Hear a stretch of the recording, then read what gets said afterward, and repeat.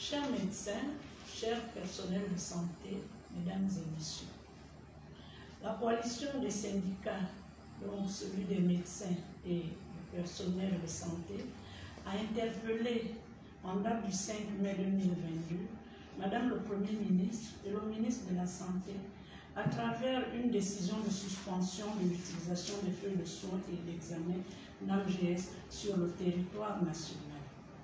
Cette décision faisait suite à l'absence de réaction de la tutelle depuis le mois de mars, malgré nos multiples sollicitations. En effet, les établissements sanitaires glissent insidieusement, mais inexorablement depuis plusieurs années, vers une situation d'arrêt de fonctionnement.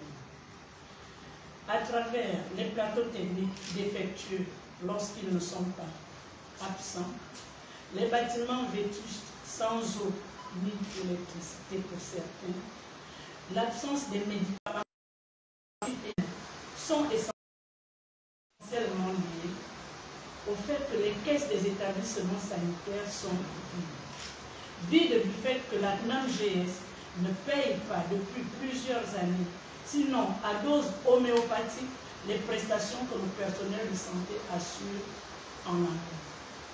Vide du fait du budget de l'État qui arrive difficilement.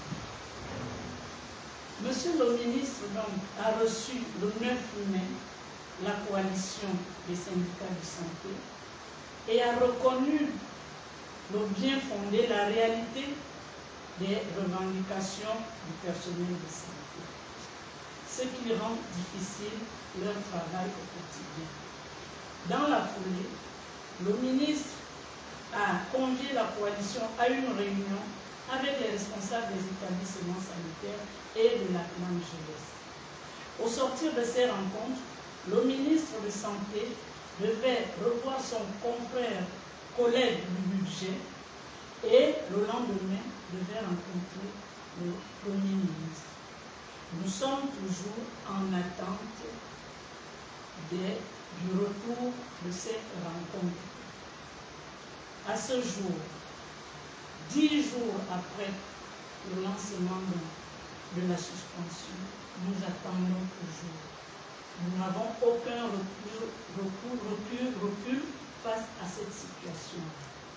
Nous attendons que le ministre nous propose un chronogramme de travail afin de sortir de cette situation qui est difficile, aussi bien pour le personnel de santé que pour les patients pour qui nous sommes là au quotidien. Nous tenons donc à dire à l'opinion nationale et internationale que la coalition ne demande rien d'autre que de meilleures conditions toujours pas tenues jusqu'à ce jour. Je vous remercie.